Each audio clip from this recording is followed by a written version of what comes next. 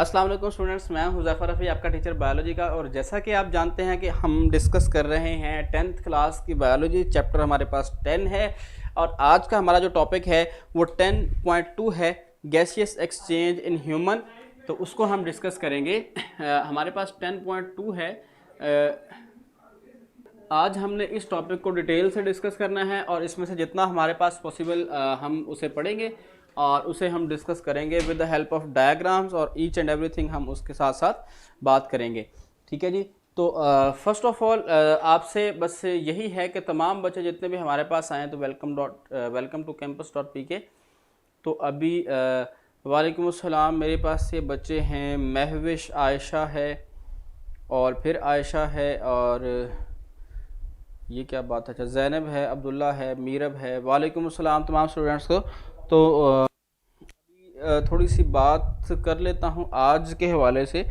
एक चीज़ ये है कि आज मैं जब आया हूँ ना, यहाँ पे मैं बाइक पे आया हूँ, तो इवन के अप्रैल का मंथ चल रहा है जिस तरह के आप जानते हैं। तो इस अप्रैल के मंथ में भी इतनी कूलिंग थी कि लिटरली मुझे थोड़ी सी ना कूलिंग ठंड फील हुई है। मतलब अब वो नहीं है। तो खैर ये जो है ना, आप देख रहे हैं कुदरत जो है ना, नेचर जो है वो एक निखर के बाहर आई है, एक तरह से आप कह सकते हैं कि जितनी भी कुदरती चीज़ें हैं, जो नेचुरल वाइल्ड लाइफ बेसिकली अगर आप कहें तो वो बहुत बेहतरीन और अच्छी जो है वो चलना शुरू हो गई है। अब देखें कि ये मेरी अपनी ऑब्जर्वेशन है कि जब पहले कभी मैं सड़क पर निकलता था, रोड पे, तो देखता था कि जो दरख्त लगे हुए हैं साइड पे इधर उधर, उनके पत्तों के ऊपर ना जी उस्मान, आप क्वेश्चन कर दें जल्दी से, मुझे बताएं, उसको आंसर करके फिर आगे चलते हैं। दरख्तों के पत्तों के ऊपर ना इतनी इतनी डस्ट और मिट्टी पड़ी होती थी और वो पत्ते ग्रीन कलर के नज़र नहीं आ रहे होते थे। ठीक है। तो आज मैंने देखा है कि वालेकुम अस्सलाम अरीबा और तमाम बच्चे जितने भी हैं, तो आज मैंने ये देखा है कि जितने भी प्लांट्स हैं, जितने भी दरख्त हैं, उनके पत्ते बेहतरीन हैं और ग्रीन कलर के हैं बिल्कुल।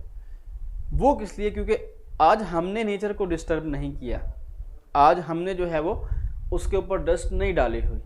ट्रांसपोर्ट नहीं है ना, इंडस्ट्री बंद है और जितने भी हमारे पास वो थे ट्रांसपोर्ट के ज़रिए वो सारे क्लोज़ हैं, तो जिसकी वजह से जो है वो डस्ट और इतना कुछ वो उनके ऊपर नहीं है। तो वो बड़े बेहतरीन हैं। परिंदे आपको नज़र आएंगे, आसमान आपको क्लियर नज़र आएगा, सितारे रात को नज़र आएंगे, गिनना ना शुरू कर देना बस। तो इसी तरह मैं आज एक वो देख रहा था, डॉक्यूमेंट्री थी, उसमें बताया गया था जो महकमा वाइल्ड लाइफ, जो WWF है वाइल्ड लाइफ वाला पाकिस्तान का, उन्होंने ये देखा कि जो मारगला हिल्स हैं वहाँ पे, इस्लामाबाद से आगे आप जाएं दामन कोक की तरफ, तो वो बेसिकली सारी मारगला हिल्स है। वहाँ पर काफ़ी सारे जो है वो वाइल्ड लाइफ पाए जाते हैं, जानदार हैं। इवन के वहाँ पे जिसे आप तेंदुआ या चीता कहते हैं या टाइगर कहते हैं, वो भी पाया जाता है पाकिस्तान के अंदर। ये वैसे तो इंडेंजर्ड स्पीशीज़ कंसिडर होता है, लेकिन ये पाकिस्तान में पाया जाता है। तो उन लोगों ने उसकी एक नई वीडियो आई है, तो उसमें ये तमाम जानदार फ्रीली मूव कर रहे हैं, घूम फिर रहे हैं, देखे गए हैं कि बड़ी ये खूबसूरत, पहले कभी नहीं देखे। वो छुप जाते थे जंगलों में, दूर इधर उधर चले जाते थे जहाँ पे इंसान दूर, तो इंसान अब वहाँ जाना बंद हो गए हैं, तो जंगली जानवर आज़ाद हो गए हैं एक किस्म के, और वाइल्ड लाइफ बड़े खूबसूरत जानवर नज़र आते हैं। ठीक है।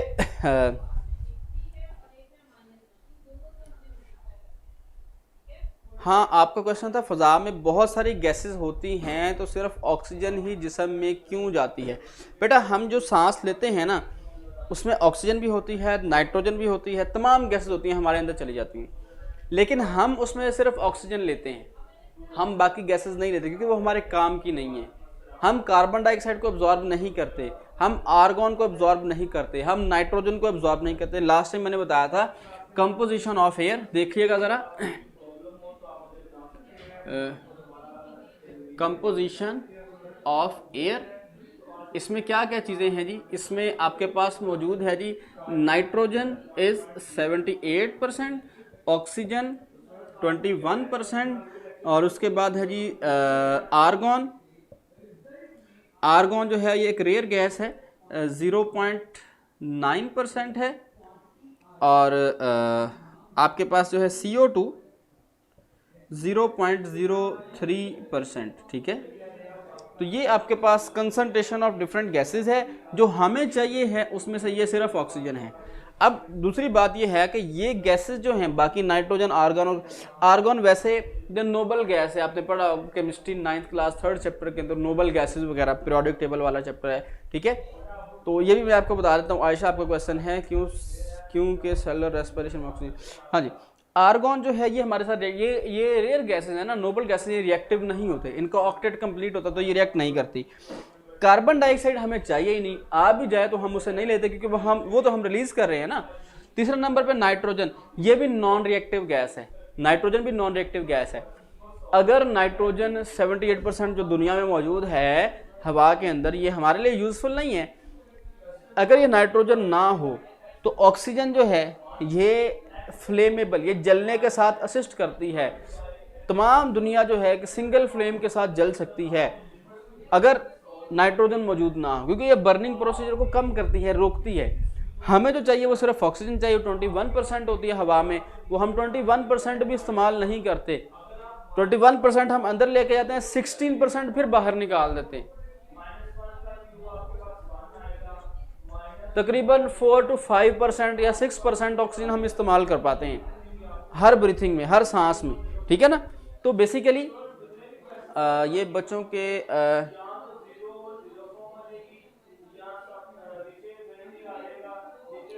आपकी काफ़ी डिस्कशन जो है वो चलती जा रही है। ले देखेंगे तो आज, अब ये आपकी बात क्लियर हो गई। आज हम बात करते हैं एयर पैसेजवे की, कि हमारा हवा के गुजरने का जो रास्ता है, दिस इज कॉल्ड एयर पैसेजवे, हवा के गुजरने का रास्ता। हम जो सांस ले रहे हैं ना, देखें सिंपल, अपने आप को कंसिडर करें, हम ब्रीथिंग कर रहे हैं ना, सांस ले जा रहे हैं, हमारे ये नेजल कैविटी, इसके पार्ट्स थोड़े से मैं आपको बता रहा हूँ कि किस किस तरह से। सबसे पहले इसके अंदर हमारे पास आते हैं नेजल कैविटी, ये नाक, इसके जो दो नथन है इन्हें हम कहते हैं नॉस्ट्रल्स, आप नासें कह सकते हैं, जो भी आप, ठीक है।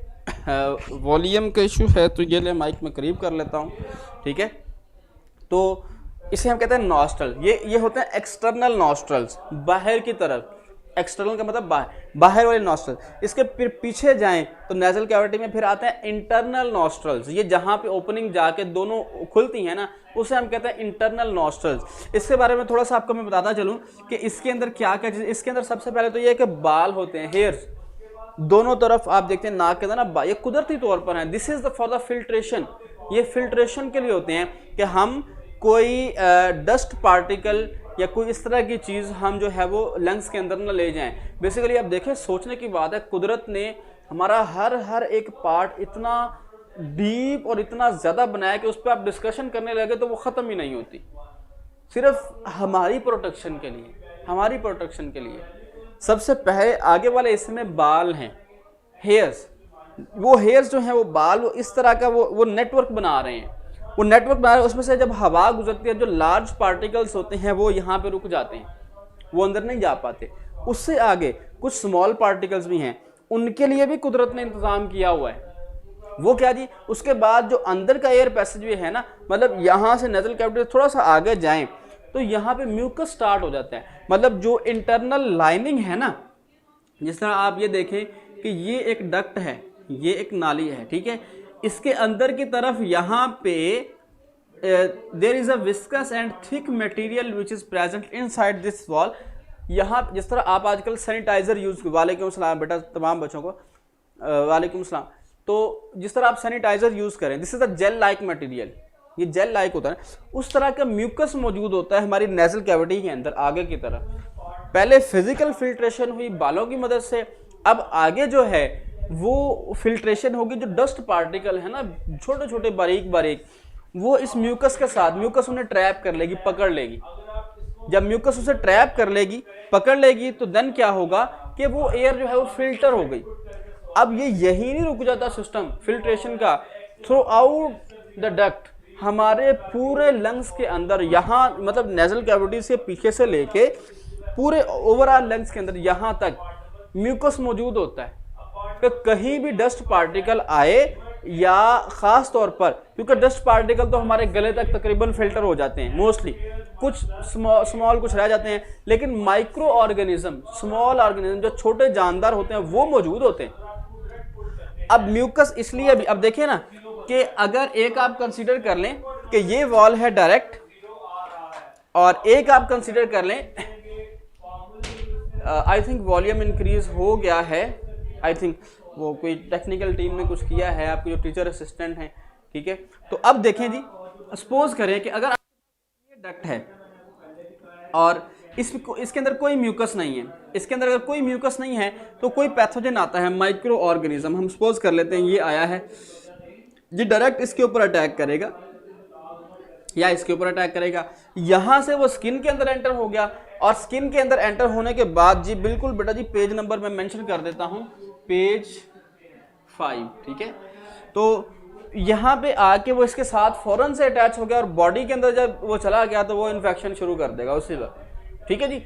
अब अल्लाह ताला ने सिस्टम ये रखा है कि यहाँ से एक पार्टिकल अगर आ रहा है तो वो यहाँ पे या यहाँ पे म्यूकस के साथ अटैच हो जाएगा, म्यूकस के साथ अटैच हो गया। अब क्या होता है कि वो म्यूकस जो है ना, after some time it can be released out from the body.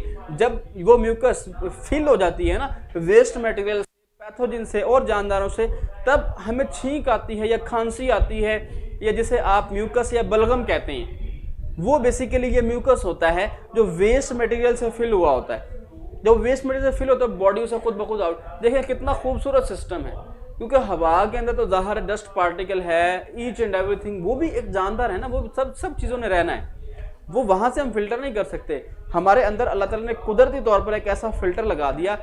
मैं लास्ट टाइम देख रहा था, एक पोस्ट थी, एक कोई 93 ईयर के बुजुर्ग थे इटली के अंदर, आई थिंक गालबन उनको कोविड-19 या कोरोना वायरस का इशू हुआ, और आफ्टर 1 डे वेंटिलेटर, उन्होंने अपनी इम्यूनिटी बूस्ट की, अल्लाह ताला का हुक्म था, उन्होंने रिकवर कर लिया।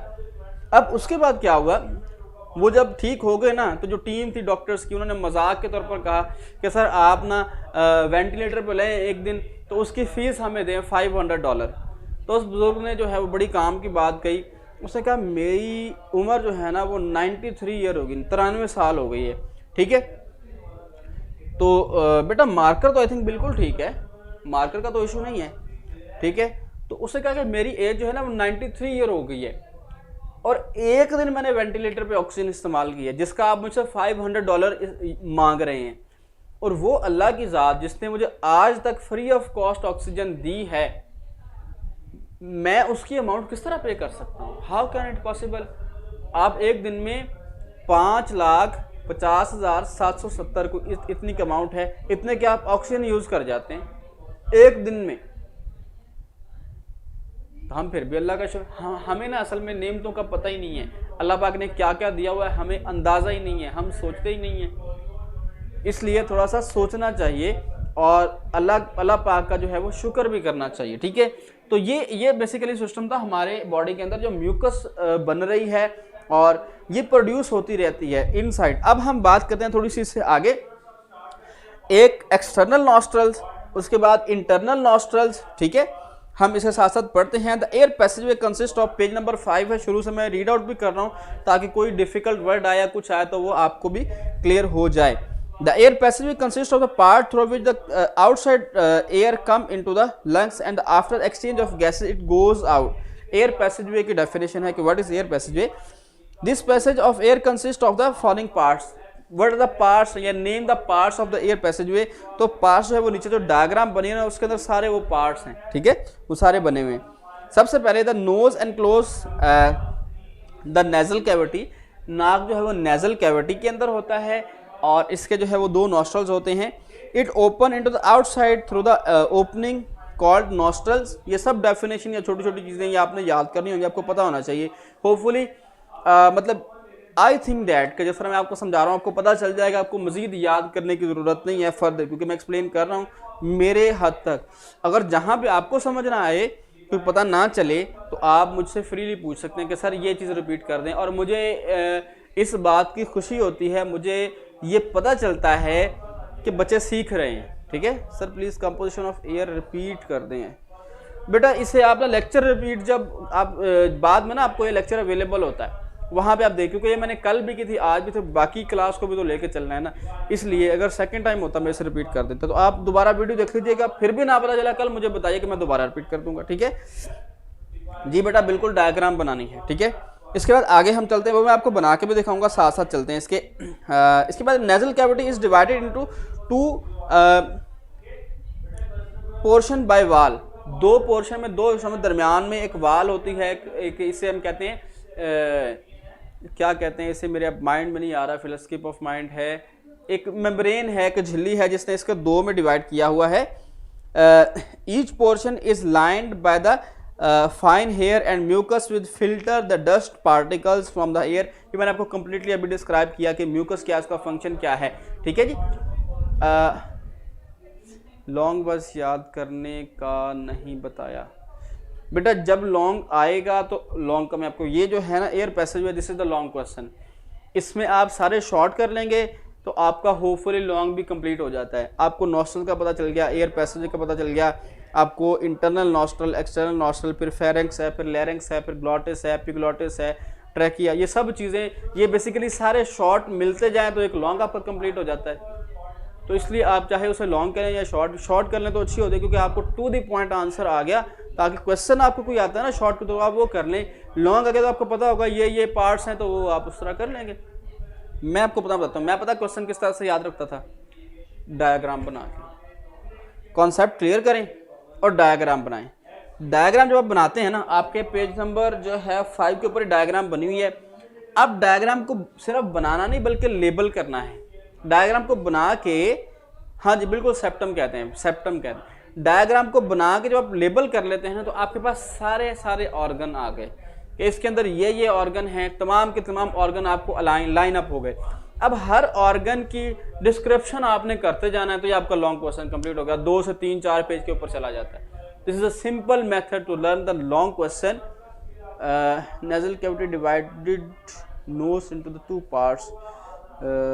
जी बेटा अभी चलते हैं आगे थोड़ा सा, फिर आपको बनाते हैं। ले जी, नेक्स्ट टू बी दिस हमारे पास है, each portion is lined by fine air, ये हमने बात कर ली। The mucus also moisture the warm air the incoming air and keep its temperature nearly equal to the that of the body.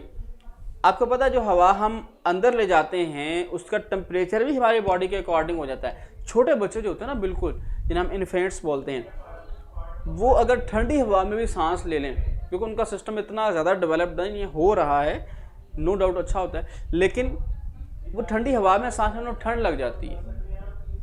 उससे क्या होता है, ठंडी हवा लंग्स के अंदर चली गई ना, हमारा सिस्टम इतना मॉडिफाइड हो चुका है कि हवा ठंडी अंदर जाती नहीं है। हम जैसे ही एयर पैसेज में यहाँ तक जाते हैं गले में से, तो वो कूल हो जाती है, वो मतलब अपना टेम्परेचर जो है वो बॉडी टेम्परेचर जितना कर लेती है। लेकिन बच्चों में थोड़ा सा अभी डेवलपमेंट स्टेज होती है, तो उसमें क्या होता है, उनको चेस्ट, उनका इन्फेक्शन स्टार्ट हो जाता है, क्योंकि जैसे ही ठंडी हवा गई अंदर तो वो म्यूकस और सारा सिस्टम जो है वो डिस्टर्ब हो जाता है, तो वहाँ पे जो बैक्टीरिया हैं वो फ़ौरन से अटैक करते हैं। मेरा बेटा है माशाल्लाह छोटा, उसको यही मसला रहता है, ठीक है, कभी ठंड लग गई, कभी गर्मी लग गई, कभी ठंड लग गई, कभी गर्मी लग गई, तो यही सीन रहता है। खैर अच्छा जी, ये हमने बात कर ली। इसके बाद डायग्राम है, इसे भी हम डिस्कस करते हैं। The nasal cavity opens, nasal cavity is further open. अब जो नेजल कैविटी है ये आगे जाके ओपन होती है इंटरनल नॉस्ट्रल्स बेसिकली ना, into the pharynx by means of 2 small opening called internal nostrils. ये जो नाक की हमारी कैविटी है, यहाँ पे 2 ओपनिंग है बाहर की तरफ, ये अंदर जाके भी 2 ही रहती है। आखिर में जाकर जहाँ से 2 ओपनिंग मतलब दरमियान में जो सेप्टम है ये खत्म हो जाती है, तो वहाँ पे जो पार्ट आता है, कैविटी आती है, उसे हम कहते हैं लैरिंक्स, ठीक है। उसे हम क्या बोल रहे हैं, सॉरी फेरेंक्स बोल रहे हैं। फेरेंक्स के बाद आता है लैरिंक्स। अब जो फेरेंक्स है ना, बेसिकली अगर आप, मैं थोड़ा सा इसे ड्रॉ कर लेता हूँ, आप इस तरह से कर सकते हैं जी, ठीक है जी। This is the body cavity, ये आप इस तरह से, और यहाँ पे आपके पास क्या है जी, this is the mouth cavity, और यहाँ पे इस तरह से करके माउथ कैविटी भी इसके साथ यहाँ से मिल जाती है, ठीक है जी। तो ये यहाँ पे आके थोड़ी ओपनिंग इसी तरह रहती है, और उसके बाद ये जो है इस तरह से थोड़ा सा बना हुआ लीजिए, ठीक है। ये आप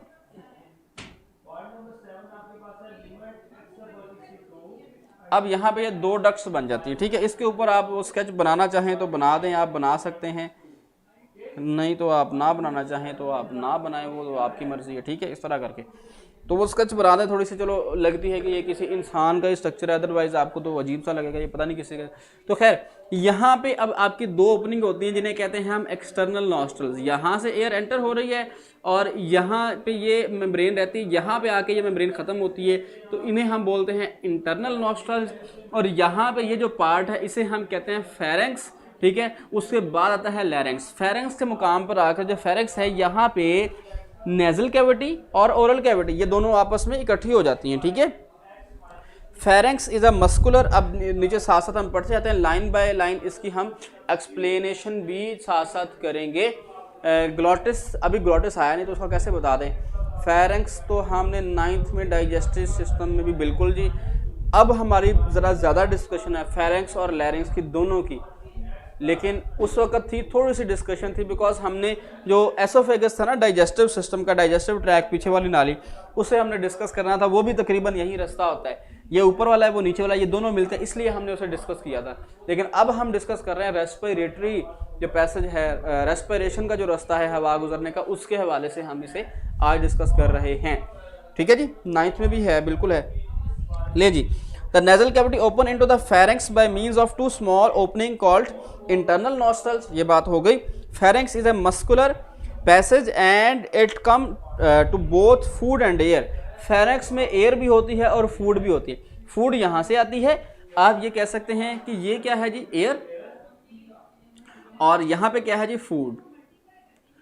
और एक वक्त में एक ही चीज चल रही होती है, या एयर चलेगी या फूड। जब हम निगलते हैं ना, आपने ऑब्जर्व करना है, आप इस तरह करें, सलाइवा जब आप निगलते हैं या कोई भी चीज़ आप खाते हैं, तो जब आपका बॉडी में से कुछ चीज़ मूव कर रही है जिसे आप निगल रहे हैं, तो उसमें जो है आप रेस्पिरेट, सांस नहीं ले पा रहे, स्मॉल अमाउंट, मतलब तो बहुत थोड़ा सा सेकंड के टाइम होता है, ठीक है। सर ये बात कम, बिल्कुल ये कॉमन है। यहाँ पे अब जो फेरेंक्स है, यहाँ पे एयर और फूड आपकी मिक्सअप हो जाए, तो बेसिकली जो एयर है वो इधर जाएगी, मतलब यहाँ से आने वाला ये बेसिकली जिस तरह वो आपका रेलवे का एक जंक्शन होता है ना, एक ट्रेन इधर से आ रही है, किधर से आ रही है, वो वहाँ पे एक्सचेंज करके वो उधर को चली गई, वो उधर। तो यहाँ पे बेसिकली ये काम हो रहा है कि एयर जो है वो यहाँ को आएगी और जो फूड है वो पिछले पाइप में एसोफेगस में जाएगी, ठीक है।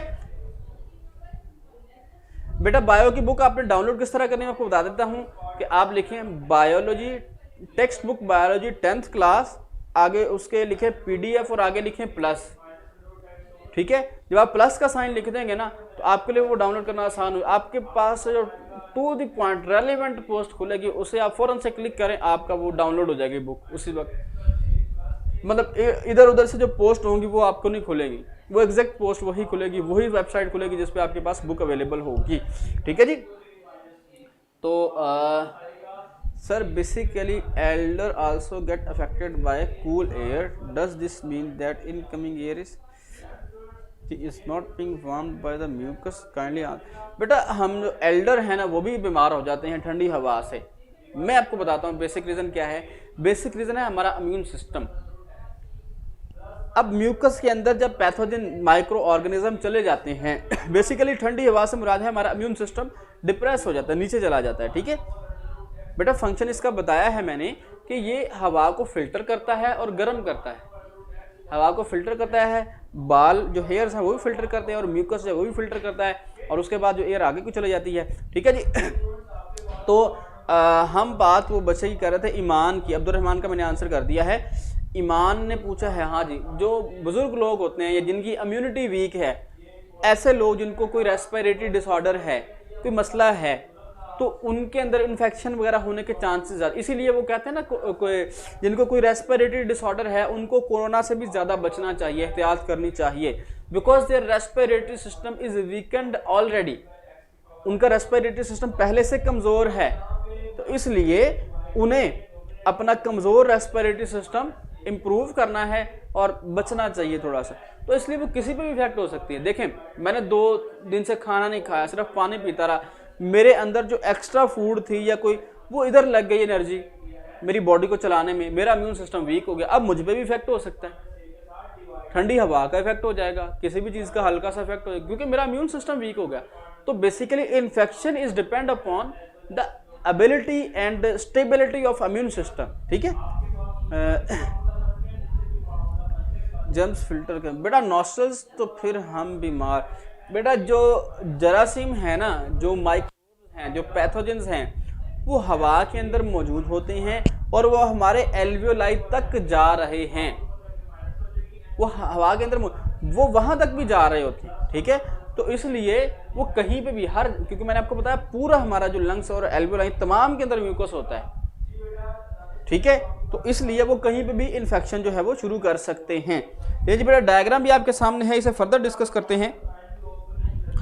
ये अब आपका लॉन्ग क्वेश्चन है, इसे आपने कंप्लीट याद करना है। इसके अंदर शॉर्ट आ गया nasal cavity, difference between external and internal nostrils, और उसके बाद what is the pharynx, difference between pharynx and larynx. 2013 first time Lahore board के अंदर मेरे ख्याल क्वेश्चन 2 का पार्ट 3 था शायद, ये जो difference between pharynx and larynx, ठीक है। तो ये आपने जो है वो Fatima sir mucus back to the nasal cavity होती है। बिल्कुल बेटा, म्यूकस जो है या तो खुद ब खुद डिसइंटीग्रेट हो जाती है, हमारा सिस्टम ही उसे कर देता है, या फिर वो स्नीजिंग छींक आती है, या कोई ना कोई इस तरह की एक्टिविटी कि वो खांसी वगैरह या उससे जो है वो बाहर आ जाता है mucus. This is a fill of waste, वो येलो कलर का या कोई इस तरह का होता है कि वो वेस्ट मटेरियल से फिल होता है, उसके अंदर पैथोजन भी होते हैं लेकिन उनकी डेथ हो चुकी होती है, क्योंकि हमारा इम्यून सिस्टम ब्लड वहाँ भी मूव कर रहा होता है, हमारे WBC वाइट ब्लड सेल और इम्यून सिस्टम जो है वो उसे ख़त्म कर रहा होता है ऑलरेडी, ठीक है, वो काम कर रहा होता है। ले जी नेक्स्ट हम चलते हैं जी। It extend to the opening of the oesophagus and the larynx. Larynx जो है बेसिकली इसे वॉइस बॉक्स भी कहते हैं, आगे हम पढ़ेंगे। The air goes from the pharynx into the larynx. ये MCQs है, मार्क कीजिएगा कि एयर जो है वो लैरिंक्स से फेरेंक्स से कहाँ जाती है, वो लैरिंक्स में जाती है। We know that glottis is a narrow opening at the floor of the pharynx which lead into the larynx. अब ये हम बात करते हैं कि ग्लॉटिस क्या है। एक बच्चे का क्वेश्चन भी आया था, glottis, what is the glottis and what is the function of. ये वाला आप पोर्शन जरा देखिएगा, इसे हम थोड़ा सा मैग्नीफाई कर लेते हैं, जरा बड़ा कर लेते हैं ताकि आपको समझने में ज़रा आसानी हो जाए, ठीक है जी। ले जी बेटा देखिएगा, आप कंसीडर करें कि यहाँ पे आपके पास 2 पाइप हैं, एक आपके पास ये पाइप है और एक आपके पास ये पाइप है, ठीक है। इसे हम कहते हैं ये एयर पाइप है, जिसे आप ट्रैकिया कहते हैं, विंड पाइप भी से कहते हैं, ठीक है। तो यहाँ पे जो है इसे हम कहते हैं ये फूड पाइप है, ठीक है, फूड के लिए है, जिसे हम एसोफेगस बोलते हैं। अब यहाँ पे आप इस तरह कह सकते हैं कि this is a flap like structure. थोड़ा सा इस तरह से हम इसे बना लेते हैं कि ये जी इस तरह से है, ये हमारे पास लैरिंक्स और फेरेंक्स से आ रही है जगह, तो ये हम कर लेते हैं जी इस तरह से, ठीक है। ले जी इसे हम कहते हैं ये वाला पॉइंट जो है ग्लॉटिस कहलाता है। ये बेसिकली इसकी डिस्क्रिप्शन चल रही है कि ये जो है वो बड़ा क्या है, क्योंकि यहाँ पे दोनों मिल रही हैं, ऊपर वाली जगह जो है इसे हमने अब देखना है ये किस तरह है, ठीक है।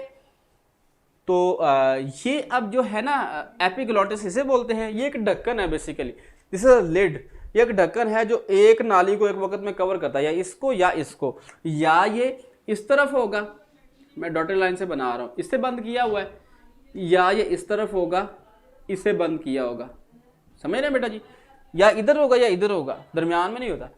असल में होता है जब हम सांस ले रहे हैं, मतलब इस टाइम में या इसके ऊपर होता है। ये फूड पाइप को इसने क्लोज किया हुआ ताकि एयर जो है वो फूड पाइप में ना चली जाए, क्योंकि एयर का फूड स्टमक के अंदर कोई काम नहीं है, वहाँ पे फूड जानी चाहिए।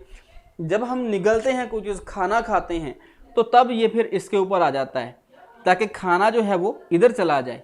वो इस तरह आ जाएगा ना, तो खाना जो भी आएगा वो इधर आ जाएगा। जब इस तरह आएगा तो हवा इधर से जा रही है, मूव कर रही है, आमतौर पर ये इसके ऊपर ही होता है।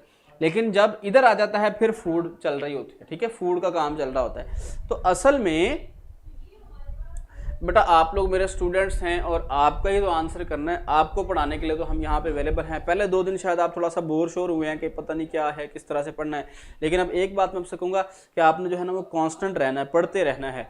लेक्चर अगर कोई स्किप हो जाता है सम टाइम तो, लेकिन ये है कि वो आपके पास इधर वेबसाइट पर अवेलेबल होता है, तो वो आप उसे देख सकते हैं।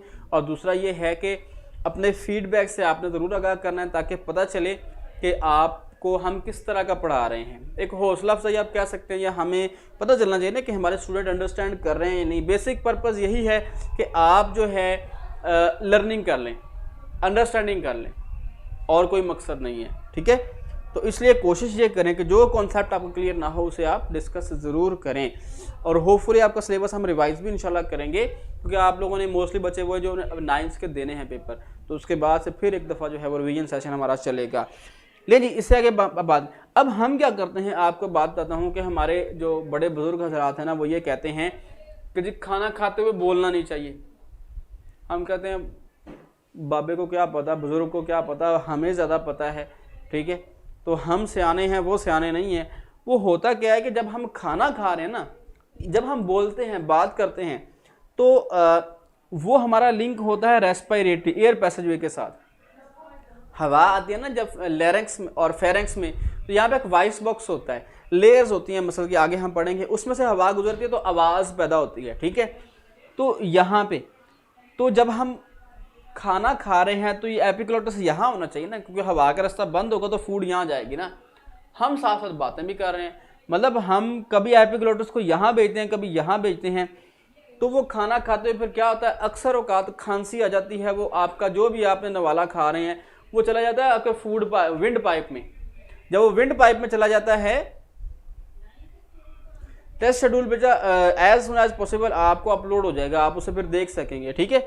तो जब हम खाना शुरू करते हैं, हम कहते हैं कि हम ज़्यादा सियाने हैं, हमारे बुजुर्ग भी सियाने नहीं हैं, तो हम वो एपिग्लोटिस को फिर पता नहीं चलता उसने इधर जाना है कि इधर जाना है, वो फिर ऐसे फड़फड़ाता है। तो सम टाइम फूड जो है ना वो विंड पाइप में चली जाती है, फिर हमें खांसी आ जाती है, आंखों से पानी निकल आता है, कानों से धुआं निकल आता है, और वो समझ नहीं आ रही तो क्या करें, फ़ौरन पानी पियो, ये करो वो करो। तो सम टाइम ये है कि हिचकी भी लग जाती है। वो हिचकी क्या होती है, बेसिकली वो एपिग्लोटिस पता नहीं चल रहा उसे किधर जाना है क्योंकि हम ज़्यादा अक्लमंद बने होते हैं, उस वक्त हम अपने नेचुरल सिस्टम को जो है वो डिस्टर्ब कर रहे होते हैं। तो उसका फिर एक हल होता है कि आपने एक रास्ते को स्मूथ करना है। फ़ौरन कहते हैं ना हिचकी लगे पानी पियो जी, पानी पियो। पानी पीने से क्या होता है, पानी आप कांस्टेंट पीते हैं तो बात तो नहीं कर सकते ना, वो पानी फूड पाइप में जाता है, फूड पाइप वाला रास्ता कांस्टेंट हो जाता है, एपिग्लोटिस इधर आ जाता है, तो काम सेट हो जाता है।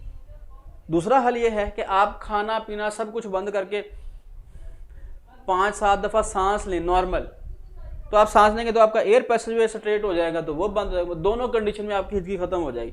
लेकिन कोशिश ये करें खाना खाते हुए ना बोलें, क्योंकि जैसे ही आपके विंड पाइप में कोई चीज़ आती है फ़ौरन से रिफ्लेक्स बैक होता है, आपको खांसी और फ़ौरन से बाहर आती है, क्योंकि लंग्स के अंदर जगह नहीं है आपके फूड को सेव करने के लिए, ठीक है। तो एक ज़र्रा भी चला जाए तो डेथ, इसी वो फ़ौरन लंग्स में बैक पंप करते हैं, क्योंकि हवा होती है ना, हवा का बैक प्रेशर आता है with mucus and with each and everything, कानों से धुआं निकल रहा है, बड़ा कुछ हो रहा होता है, ठीक है। आपकी अली का आपकी अपनी डिस्कशन है कुछ, ठीक है। तो वो मतलब ऑब्वियसली ऐसा ही होता है, लेकिन इस तरह रहता कोई नहीं है अंदर, मतलब हमारे लंग्स के अंदर जाता कोई नहीं है पार्टिकल, जैसे ही जाए फ़ौरन से रिफ्लेक्स बैक आता है। तो वो रिफ्लेक्स बैक आने की वजह से फ़ौरन से वो बाहर आ जाता है, तो इसलिए मतलब कोई इशू नहीं बनता, फ़ौरन से वो बाहर आ जाता है। आपको थोड़ा सा मसला होता है, आपको आपका सिस्टम जो है, आपका जिस्म, आपकी बॉडी आपको समझाती है कि भाई गलत हरकत है, ये ना करो, ठीक है। तो ले जी, आज के लेक्चर का टाइम भी थोड़ा सा हो गया है हमारा कंप्लीट, तो आप अब क्वेश्चन कर सकते हैं। कल इंशाल्लाह हम पेज नंबर 6 से, आज काफ़ी डिटेल से हमने पढ़ा है, ठीक है। इसके नीचे आप वो लंग्स की डायग्राम वो अलग से, क्योंकि अभी हमने डिस्कशन ही इतनी ही की है, तो जब लंग्स की डायग्राम आएगी तो हम वो भी इंशाल्लाह डिस्कस करेंगे, ठीक है जी। तो अगर तो आपको क्लियर है तो मुझे बताएं, अगर क्वेश्चन है तभी आप मुझे बताएं, तो we are available for you. तो ठीक है बेटा जी, आपके जो है वो क्वेश्चन ही मैं देख रहा हूँ। तो अभी आपके 2 मिनट रह गए हैं, तो आप अगर if you have any question then you please ask me, if you have no question तो तब कुछ भी पूछ सकते हैं अकॉर्डिंग टू बायोलॉजी, ठीक है। तो कोई मसला नहीं है। बहरहाल ये है कि आप लेक्चर के टाइम डीप लेक्चर में हुआ करें। काफ़ी बच्चों ने अच्छा समझा है, पहले 2 दिन तो बस वो हंसी मजाक में और बातचीत में चल गए, लेकिन अगर आपको कहीं से भी लगे, क्योंकि पता क्या है बेटा जी, कॉन्सेप्ट क्लियर रखना है, समझ आपको आनी चाहिए। You are student of biology, you are the doctor of the future. आप फ्यूचर के डॉक्टर हैं, ठीक है। तो इसलिए आपने जो है वो कल जो है, सॉरी मैं आपको कह रहा हूँ कि आपने क्लियर रखना है अपने आप को, ठीक है। ठीक है जी बेटा, आज के लिए फिर इतना ही, मुझे इजाज़त दें, कल इंशाल्लाह फिर मिलेंगे। कल तक के लिए अल्लाह हाफिज़।